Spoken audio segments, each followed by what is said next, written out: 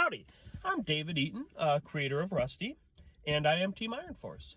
Thank you everyone very much for having me on the show. I greatly appreciate it. It's very kind of you to invite me on.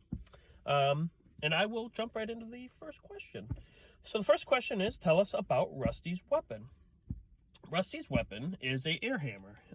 It is essentially a pneumatic jackhammer that is a hand tool that is used to remove frozen pins, shear off bolts, things like that, cut panels, puncture panels, and so on. And it is quite effective at it. My idea behind using it was that a lot of robots have either thin top armor, exposed chains, belts, and or they like to put slots in their top armor. They're like whoop whoop whoop whoop whoop all over the top armor. They're like bing bing bing bing. They put a bunch of slots in there, a bunch of beautiful slots, and those are prime real estate for the air hammer. And the nice thing about it is when I come in with the air hammer, and that's why his arms are so boxy, is they're meant to reach around and behind the opponent's main weapon, which is a lot of times spinners, horizontal spinners, stuff like that. So, and what I can do then is I can reach behind them and I can find those exposed areas. Now, unlike a regular hammer, I don't have to keep swinging the air hammer all the time. I can just, once I get a good hit, I can just leave the air hammer on and let it run.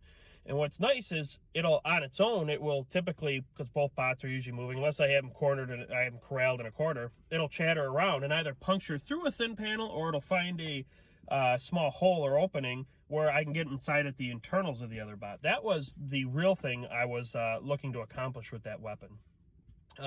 Another function that's nice about it is typically it does a good job of latching on to the opponent. So even when they try to pull away from me, I can just let go of my drives and leave the air hammer running and they take me for a little spin around the box. Obviously, you've seen my driving. I went straight for the wall because I'm a terrible driver. So the air hammer is nice in that regard. I don't have to, like I said, once I get a hit, I just let that baby rip. So yeah. It eventually at some point I will do a little, there's a lot of YouTube videos and stuff on it, but so at some point I'll do a little demonstration of the hammer and stuff and what it's capable of. Give people a better idea. Moving on to the number 2 question. Reaction to Rusty at filming and online. When I rolled in with Rusty, a lot of people were like, what is that? That exhibition bot? That NARC bot? Does it work?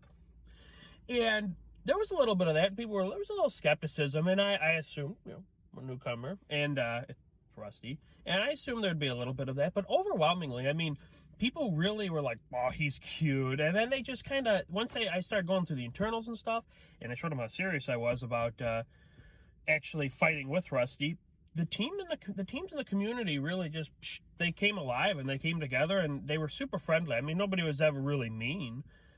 But they were all friendly. They all offered to help me, whether or not I didn't have to ask for help. People were like, you want help? Oh, you're getting help. So the community and the builders especially, they are wonderful, phenomenal people. And the online reaction and the fan reaction, I didn't expect it to, I expected kind of the same thing. I expected skepticism. I didn't expect there to be the outpouring of affection for Rusty that there has been. I love it. I thank everybody very much for it. It's very kind of everyone. And going forward, I mean, I'm just going to keep doing what I'm doing, So it's been great, like I said. I'm shocked, but at the same time, I'm having a great time. So thank you, everybody. And I think that before I ramble on too much, because I have a tendency to be like, woo, I will move on to the next question, which is,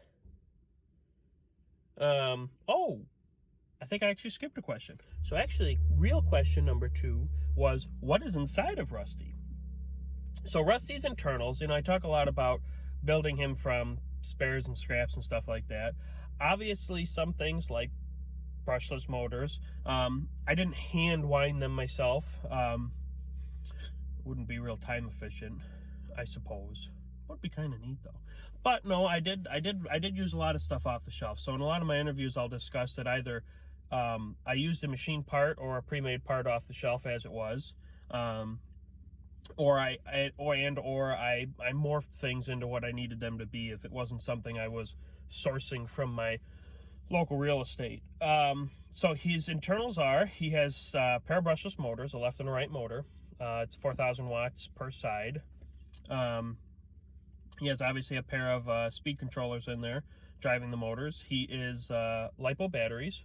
He is on a 24 volt system, and the 24 volt system is regulated down to 12 volts for the Arduino, the air solenoids, and the 5 volt switching relay that the Arduino runs for the air solenoids.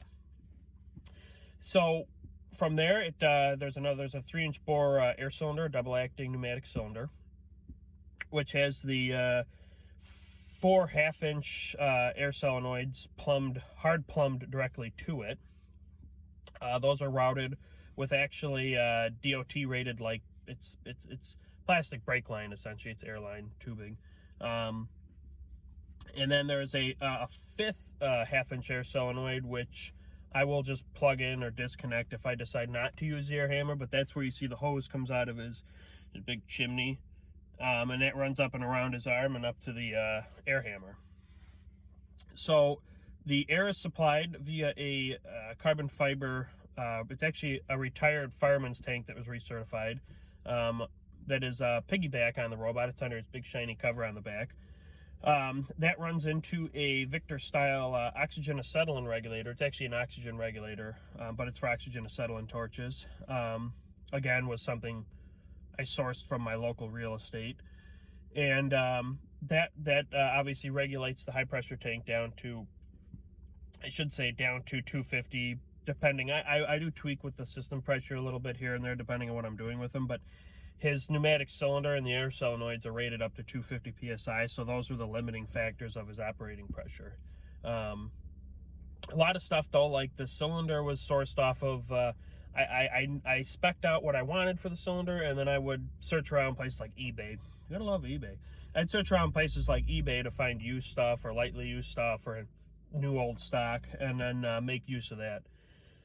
He also has, obviously, all his switches in there. I got some, like a Hella switch and stuff that I modified, and then his LiPo batteries are in his belly, as I mentioned, and then he's actually driven by, it goes from the brushless motors through a pair of timing belts, which then run the drive shafts with the sprockets on them for the chains. You can actually, when you see them in the matches, you can actually look through that little polycarbonate window at the back, and you'll see the belts doing their thing in the back. And that's about it. I mean, otherwise, I'm going to patent it. I call it free-range wiring. Right? And I don't believe, people keep talking about you need to secure wiring, you need to route it, you need to make it pretty, like, just stuff it in a box. You're good to go, right? It's fine. So I will be doing a inside the rust. I'll do a little, like a teardown video and an inside video, what his internals look like. Pictures are worth 1,000 words, and you really get a great idea of how much stuff is stuffed into a small space. Besides that, I think the last question I had was, what is a neat fact about Rusty that you would like people to know?